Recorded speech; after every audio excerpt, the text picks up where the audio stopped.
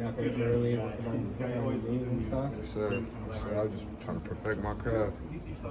That's really it. Just perfecting my craft.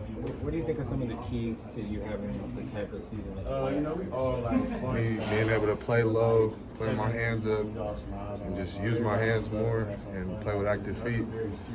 Kind of stuff I've been drilling when you see me out there early. So, some of the factors. You went in the portal and then decided to come back. Can you kind of talk about what made you decide to come back? Yeah, all right, let me keep it short. I wanted to explore my options, and then I found out that ASU was best for me, and going forward, it's going to be best for me. So that was really just it.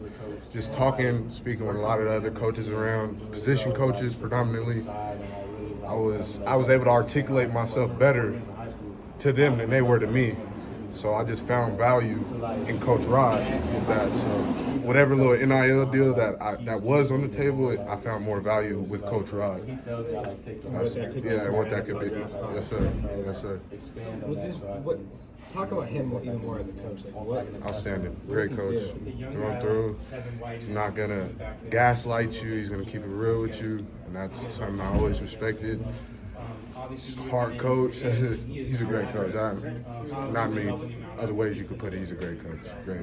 He's talked a lot about the depth that, how he can plug in 8 guys along the defensive line and get production out of them. How does that help push you guys here early on in the season? I think it's because we're all hungry. We're all hungry. Everybody has that starter potential, and that's what he says. Nobody's a 1, nobody's a 2 or 3. Everybody is a 1. Have that flow of, we have waves of people coming in. Everybody needs to know what to do and be in the right position for the most part. So, yeah, so what was your question again? I'm getting away from it. I'm sorry. I think I answered it, but I went off on a tangent. No, you did. But, yeah, it's just being able to, that comes back to his coaching. He's such a good coach. He doesn't leave anybody out. If you're a walk-on, it doesn't matter. Like, you're going to get coached the same way I get coached. BJ gets coached the same way that I do, and so on and so forth. Nesta, you got to stay with the young guys, blazing. He's getting coached hard. He's not getting treated no different. So I feel like everybody being ready and being hungry stems from Coach Rod and his ability to just coach all of us hard and keep us all ready to be out there and prepared on the field. You're such an instinctual pass rusher, and you have just violent hands and all that. But yet, I know Rod wants you to channel a lot of that. So how do you make sure that you're maximizing can be you're just like as a pass rusher? Okay. Just not being in front of the O-line necessarily. This is what he always says. You always want to be on the edge of the O-line. You don't never want to be in front of because that's where I'm most violent, and that's where it kind of makes him just uncomfortable. I guess you could say so. Just drilling me being on the edge with my hands up and keeping my feet active. That's really where I'm going to find the success with being a pass rusher. Attacking edges and And what about just your development in the run game? Like, how have you seen yourself progress through your head watch? It's tremendously. Like, when I first got here, they were kicking me out the club and double teams.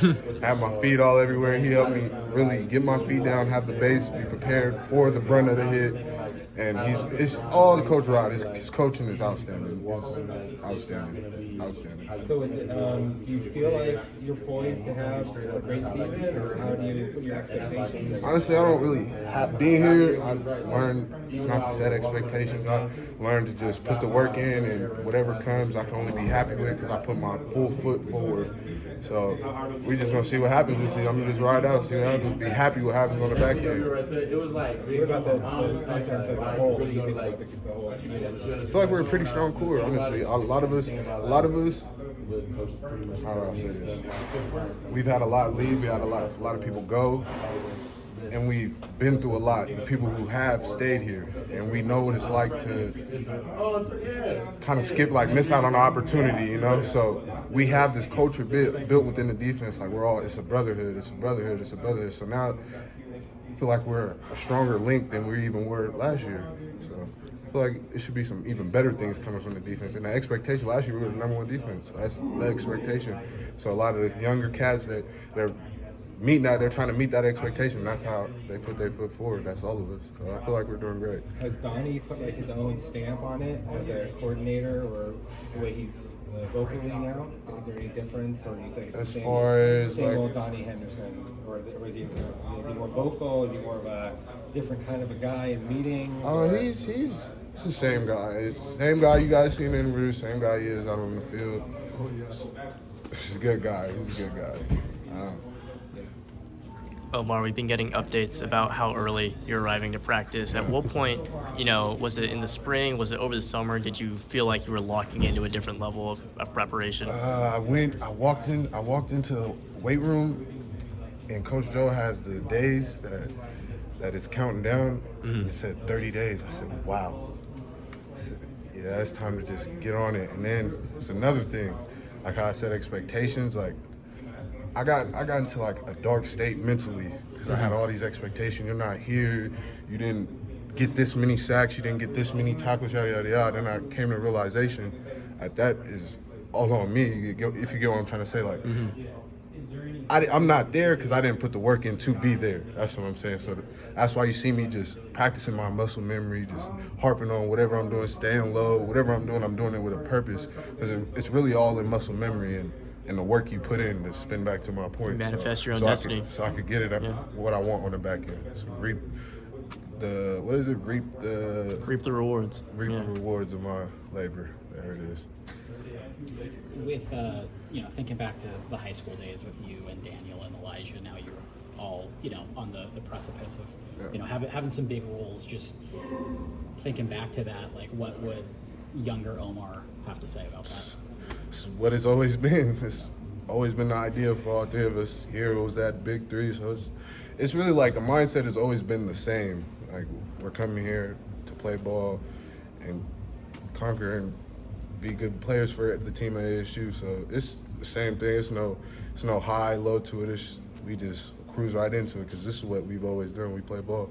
How have you seen both of them grow since getting to Tempe? Yes, most definitely. Especially Elijah. He's a lot more mellow. He's been working harder. He just grew up. He's like growing up into a man. I feel like all of us, just seeing the evolution of us I'm just proud of them too, honestly. And I feel like they got the same feeling as me because just seeing where we come from, like you said, the high school days, freshman year, first day, I see Elijah come out with the little water canteen, all skinny, and now we together hooping. I'm just proud, you know what I'm saying? So I love them boys. That's all I can really say. My guys. Coach Rodriguez mentioned that one of the greatest compliments of his career was that you went into the portal, explored your options, turned down some money to come back and learn from him, and that the confidence you put in him just meant the world to him. What is it about Robert Rodriguez that meant so much to you that you leave money on the table to come back and continue to work with him? Well, I just seen like I was saying, when I hit the portal, I was talking to other coaches, and I was able to the way Coach Rod teaches us, and it's just different. Like I feel like we're the only college defensive line in college football that does what we do. So when I was trying to talk with these other college position coaches, they weren't really speaking my language, so to say. You feel me? We were talking two different languages. So in that, I just kind of seen more value in Coach Rod. Like whatever they put up front, whatever deal it was, I just seen more on the back end as far as the NFL and my draft stock and me just being a better player. Not to say that I'm not going to be a good athlete wherever I would have win, because I'm an athlete, I can play ball, but just to be able to develop as a man and a player on and off the field, I trust Coach Rod and my loyalties to him. So that's what it is. What are some of the biggest lessons, whether it is on or off the field, that you've learned from him over your time working with him that have really kind of resonated the most with you? Never let another man dictate your emotions. That's been one of the biggest ones. Always go back home if you feel like you're getting out of character. I'm reiterating again, never let another man take you out of your character, and just be an outstanding good guy. That's what he's always preached since I got here. So I can't do nothing but respect him for it and allege my loyalty to him for that. Playing with a guy like Nesta, obviously couldn't get involved during the spring. He's coming back, but now that he's on the field, what does he What does he add to this group of D linemen in the interior? The guy's explosive. Like, he's knocking the whole lineman back. They're standing. If he gets in, they're standing up. So I feel like he just adds that explosive trait that we lost in Maine, that good key factor, another somebody to come in and help us just be a great D-line, because I trust that we're going to be a great D-line this year. Not to keep you much longer, but speaking on Nesta, Coach Rod said when he visited the program and got to watch film with him, Nesta was saying, like, man, I haven't been taught any of this. Like, there are things that you're teaching me that I didn't even know, what to look for. Right. And then, like, the coaching staff at Miami. Is there anything that from you coming from high school into Coach Rod's system that really surprised you? Like, whoa, like, I didn't even know this was part of my arsenal or could be part of my arsenal. Everything he coaches is just different. Coming out of high school, I don't want to bag on my high school coach. He did what he could, but he's not to the tier of Coach Rod. So when I get in there, he's speaking Spanish to me. Like, I'm like, what is this guy saying? You got to really sit down and do your studying on what he's talking about and what he wants you to do. Because at the end of the day, he's putting you in the best position possible so you can make plays. And he's just a great coach. He's a great coach.